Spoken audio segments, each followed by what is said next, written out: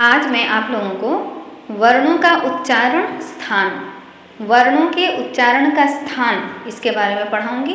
कौन से वर्ण किस स्थान से बोले जाते हैं, ठीक है। तो सर्वप्रथम आप लोग पहले ये जान जाइए कि क ख ग घ ये 5 वर्ग हैं, ठीक है। क से ङ तक के जो वर्ण हैं उसको क वर्ग बोला जाता है। फिर च से य तक को च वर्ग, ट से ण वर्ग को ण तक को ट वर्ग, ऐसे त से न को त वर्ग और प से म को प वर्ग बोला जाता है। अब मैं आप लोगों को सूत्रों के माध्यम से बताऊंगी कि कौन से वर्ण किस स्थान से बोले जाते हैं। आप लोग मेरी वीडियो को बहुत ही ध्यान से सुनिएगा तो आप लोगों को फिर कभी नहीं भूलेगा कि किस वर्ण का क्या स्थान है। तो सर्वप्रथम पहला सूत्र है अकुह विसर्जनीयाः कंठ्याः। इसका मैं अर्थ भी बताती हूँ, लिख भी देती हूँ। अकुह विसर्जनीयाः कंठ्याः, ठीक है। अकुह विसर्जनीयाः कंठ्याः। अब इसको ध्यान से देखिए, इसमें कंठ से बोले जाने वाले वर्ण कौन कौन से हैं। तो इसमें साफ बताया है अ कु से मैंने पहले ही बताया कि कु से क वर्ग लिया जाएगा, ठीक है। क वर्ग में क ख ग घ ङ ये 5 वर्ण आएंगे, ठीक है। तो अ में क्या क्या आ जाएगा, अ में आ और आ,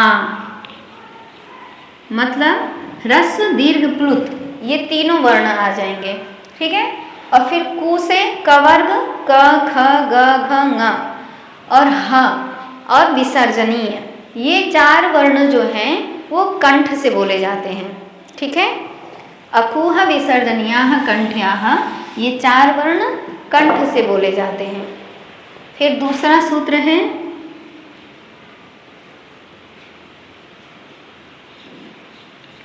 इचु यशास् तालव्याः।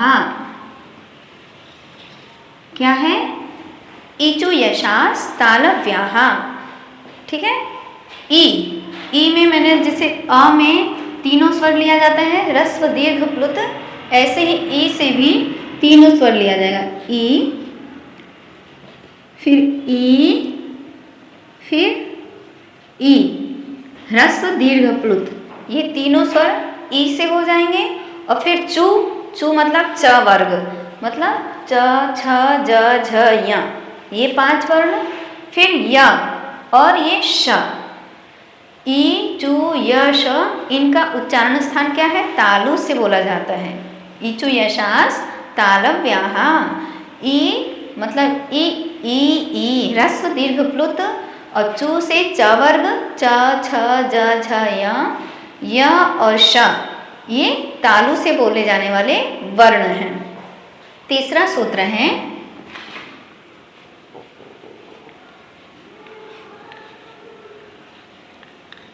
ऋटुरसाः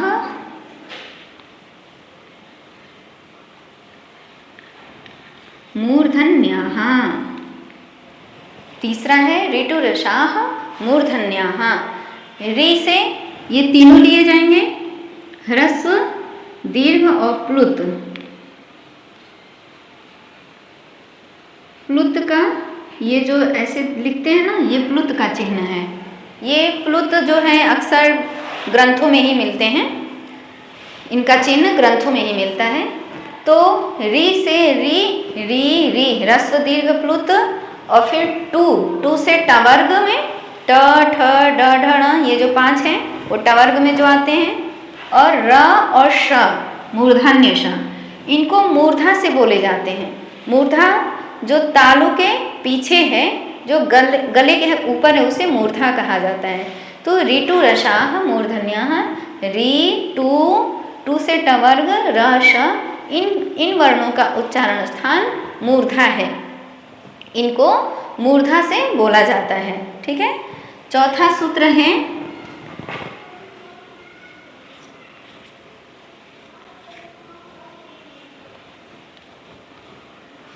ऋतुलसाः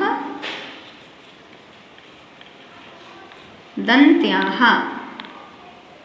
ठीक है, ऋतुलसाः दन्त्याः। ऋ से क्या क्या लिया जाएगा? ऋ और ऋ। अब यहाँ पर ध्यान देने योग्य बात ये है कि ऋ जो वर्ण होता है उसका दीर्घ नहीं होता है। ऋ वर्णस्य दीर्घाः न सन्ति। ऋ का दीर्घ कहीं पर भी प्राप्त नहीं मिलता है, कहीं पर भी सुनने को नहीं मिलता है। तो इसलिए ऋ से केवल ऋ, ह्रस्व और प्लुत लिया जाएगा।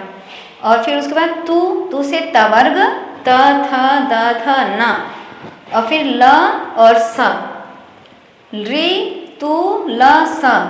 ऋ से ऋ और ऋ प्लुत, और तू से तवर्ग, त, थ, द, ध, न, ल, स।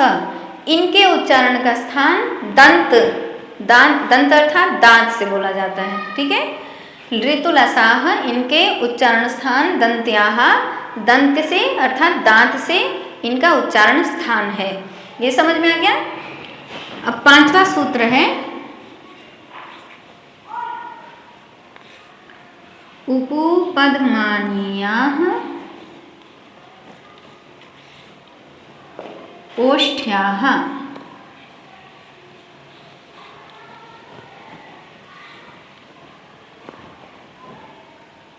ठीक है, उपपदमानीयाः ओष्ठ्याः। उ से यही ह्रस्व दीर्घ प्लुत तीनों का ग्रहण हो जाएगा। उ, ऊ और ऊ, इन तीनों का उ से ग्रहण हो जाएगा। और पू से पवर्ग, प, फ, ब, भ, म। ठीक है, इन 5 वर्णों का ग्रहण होगा।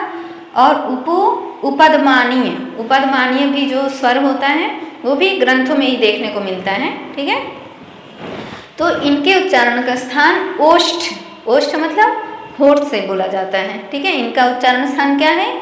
ओष्ठ मतलब होठ बोला जाता है, होठ से बोला जाता है। ठीक है, अब छठा सूत्र है वकारो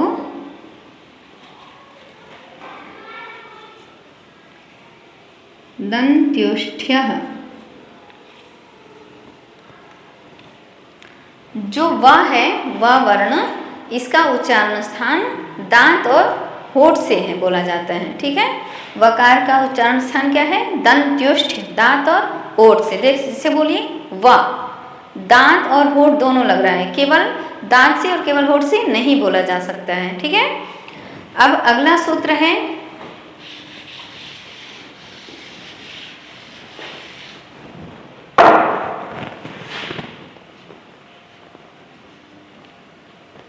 एदेतौ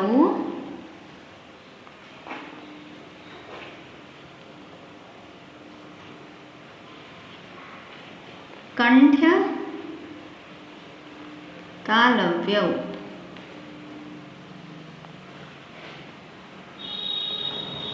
ए और औ, इनका उच्चारण स्थान क्या है? कंठ्य और तालु। ठीक है, कंठ और तालु, कंठ और तालु दोनों से बोला जाता है। ए और ऐ। ठीक है, ए और ऐ का उच्चारण स्थान कंठ और तालु दोनों से बोला जाता है। तो ए से किसका ग्रहण हो जाएगा? ए, फिर ए, फिर ए, इन तीनों का ग्रहण हो जाएगा। ह्रस्व दीर्घ प्लुत। ठीक है, इनका उच्चारण स्थान कंठ और तालु दोनों से बोला जाता है। फिर अगला सूत्र है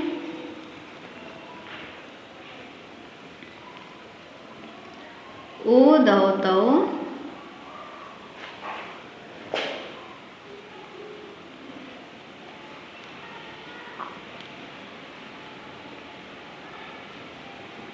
कंठ्योष्ठ्यौ। ठीक है, ओदौतौ कंठ्योष्ठ्यौ। जो ओ और औ हैं, इनका उच्चारण स्थान कंठ मतलब गला और ओष्ठ मतलब ओठ, इन दोनों से बोला जाता है। ओदौतौ कंठ्योष्ठ्यौ, इनका ओ और औ का उच्चारण स्थान कंठ और होठ दोनों से बोला जाता है। तो ओ से भी किसका किसका ग्रहण हो जाएगा, ओ हो गया, फिर औ हो गया, फिर औ, ह्रस्व दीर्घ प्लुत, इन तीनों का ग्रहण हो जाता है। तो ये सब आप लोगों को समझ में आ गया। पहला सूत्र था अकुह विसर्जनीयाः कंठ्याः, अ से आ ह्रस्व दीर्घ प्लुत, कु से कवर्ग और ह अविसर्जनीय, इनका उच्चारण स्थान कंठ से है। ठीक है, अकुह विसर्जनीयाः कंठ्याः। दूसरा सूत्र था इचु यशास तालव्याः, ई से ई ह्रस्व दीर्घ प्लुत और चू से चवर्ग च छ ज झ य, इचु यशास तालव्याः, य और श इनका उच्चारण स्थान तालु से है। और फिर तीसरा सूत्र है ऋटुरसाः मूर्धन्याः, री से री, टू से टवर्ग, र श इनका उच्चारण स्थान मूर्धा से बोला जाता है। और चौथा सूत्र है ऋतुलसाः दन्त्याः, री से री और री ह्रस्व और प्लुत और तू से तवर्ग, ल स इनका उच्चारण स्थान दंत्य अर्थात दांत है। पांचवा सूत्र है उपुपद्मानीयाः ओष्ठ्याः, उपुपद्मानीय, ऊ से ऊ, पू से पवर्ग, उपद्मानीय इनका उच्चारण स्थान ओष्ठ अर्थात होठ है। फिर वकारो दंत्योष्ठ्यः, जो व वर्ण है उसका उच्चारण स्थान दंत्य ओष्ठ, दांत और ओठ दोनों से बोला जाता है।